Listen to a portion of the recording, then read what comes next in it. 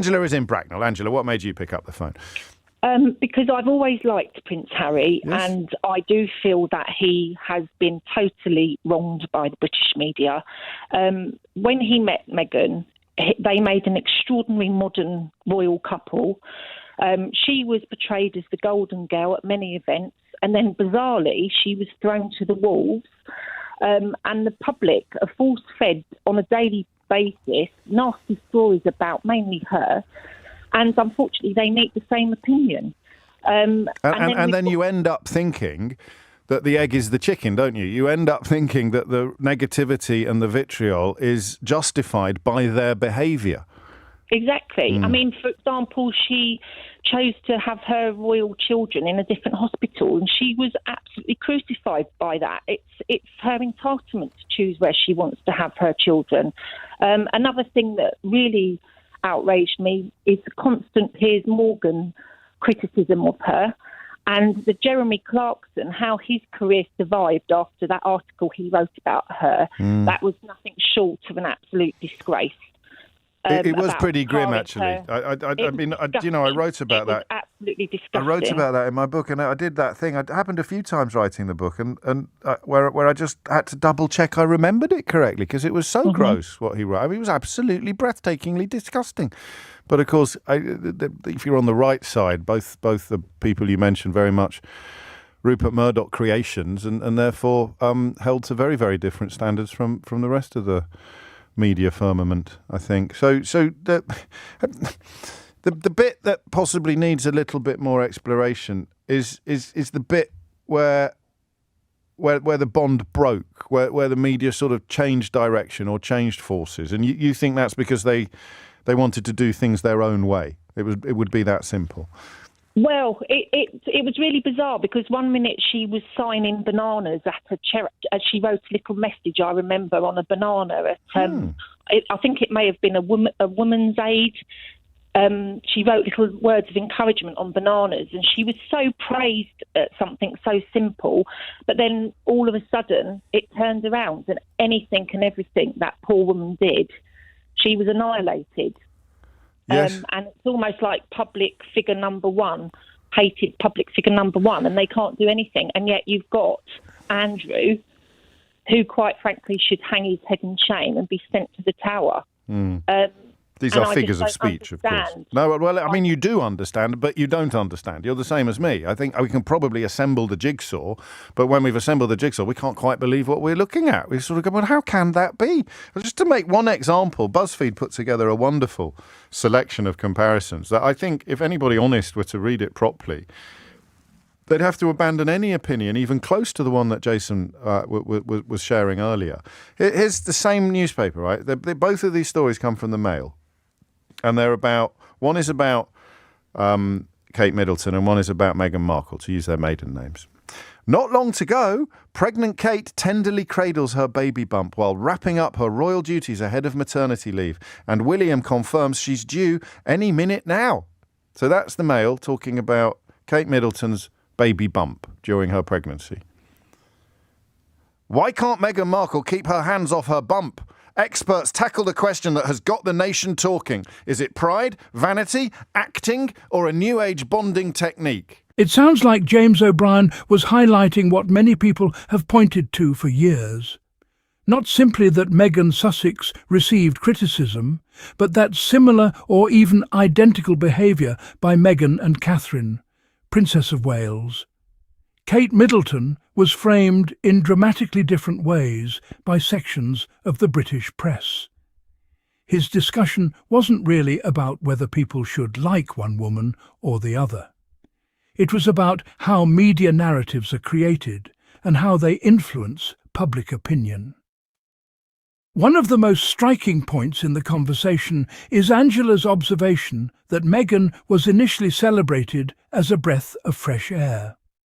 When Harry and Meghan became engaged, headlines praised Meghan as modern, intelligent, accomplished, and someone who would help modernise the monarchy.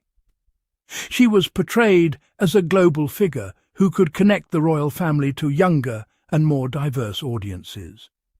But according to Angela, that honeymoon period ended surprisingly quickly.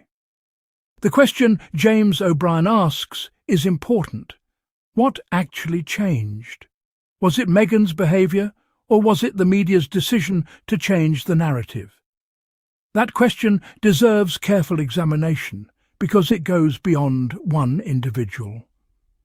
Media organisations have enormous influence over how the public interprets events. When positive stories are replaced by overwhelmingly negative ones, audiences often begin assuming that the negativity itself is evidence of wrongdoing. In other words, people don't necessarily judge the person, they judge the accumulation of headlines. O'Brien is pointing out how repetition shapes perception. A vivid example discussed in the interview involves Meghan's decision to give birth at a different hospital from previous royal mothers. Angela argues that this was a personal medical choice that any woman should be entitled to make. Yet, according to her, the decision became another opportunity for criticism.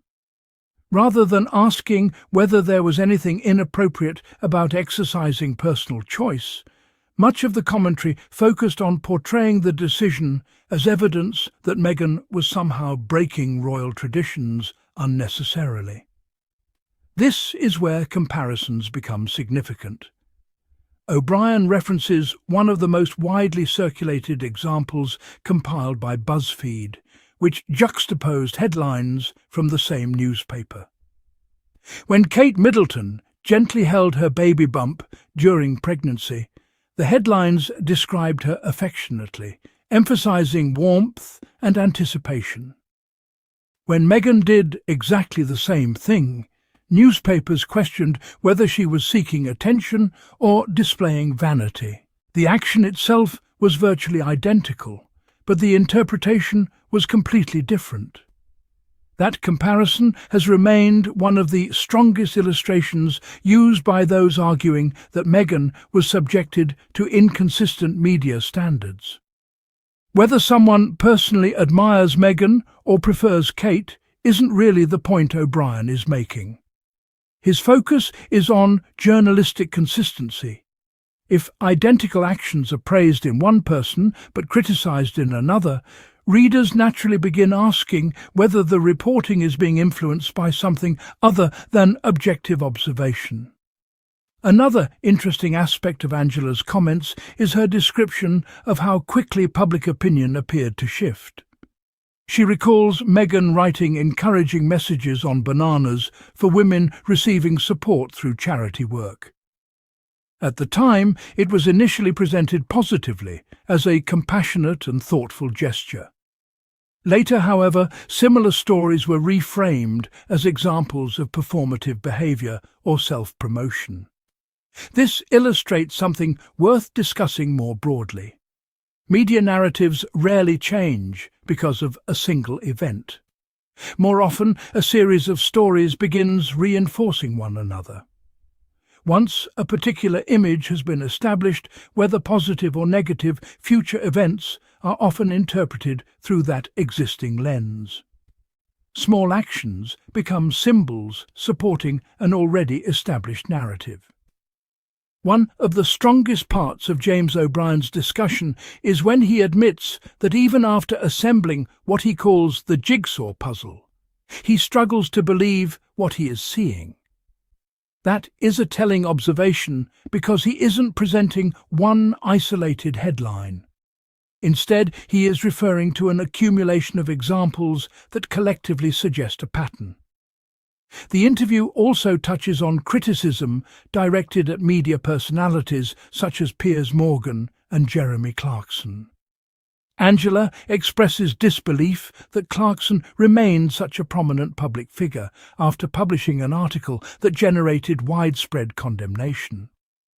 James O'Brien agrees that Clarkson's comments were extraordinarily offensive, even mentioning that he revisited the original text while writing his own book because he found it difficult to believe he remembered it accurately.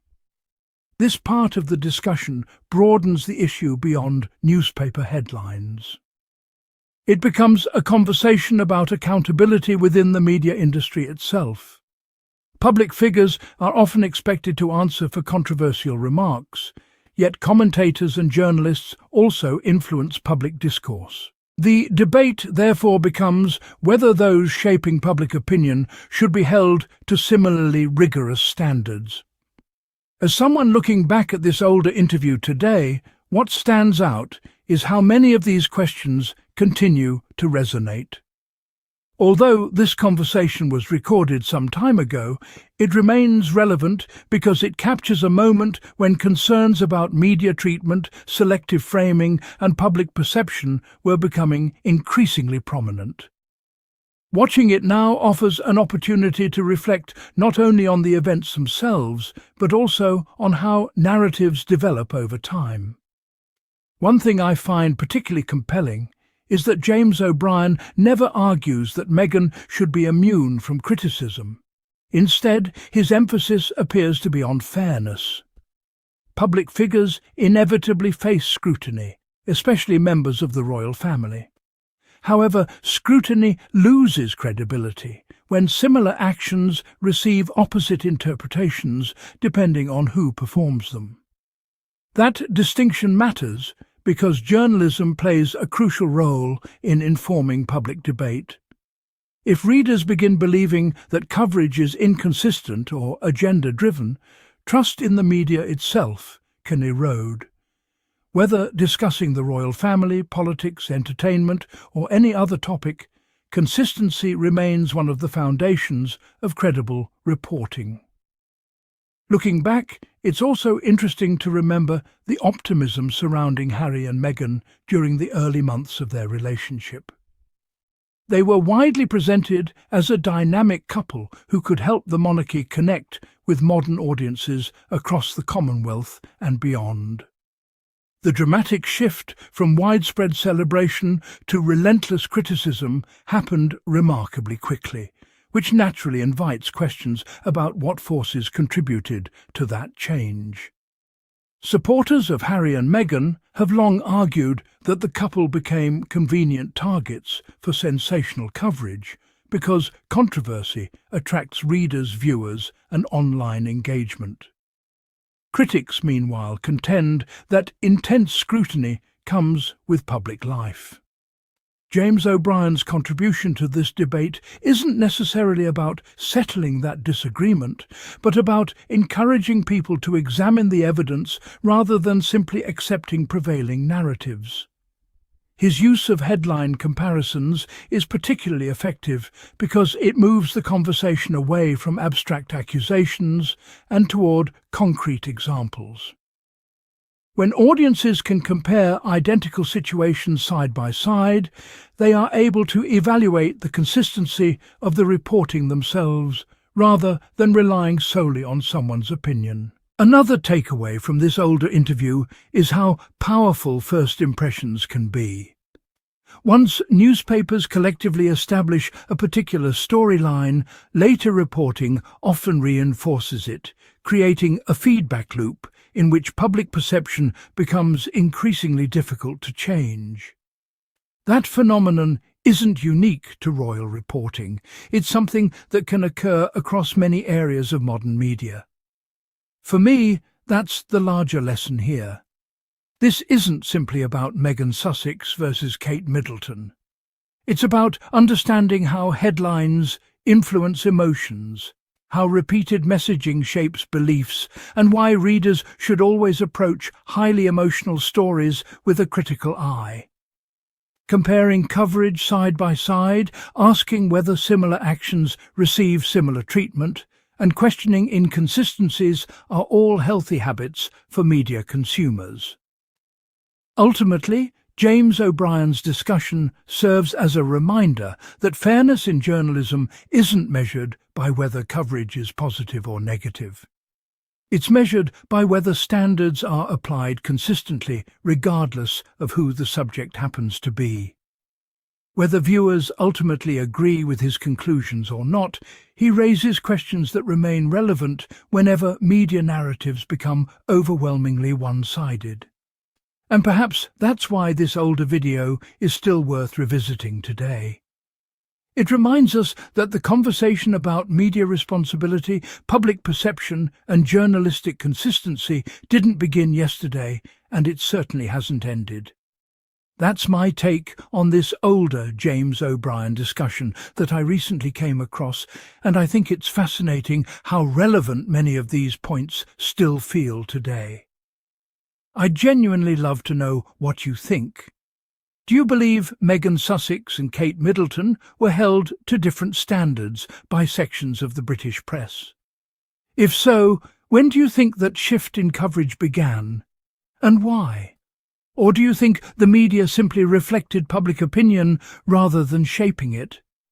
Share your thoughts in the comments below, because I always enjoy reading your perspectives and featuring thoughtful discussions in future videos. If you enjoyed this analysis, please give the video a thumbs up, subscribe to Sussex Strong, turn on notifications so you don't miss future videos, and if you'd like to support the channel, consider using the support links in the description. Your support truly helps keep these conversations going, and I'll see you in the next one.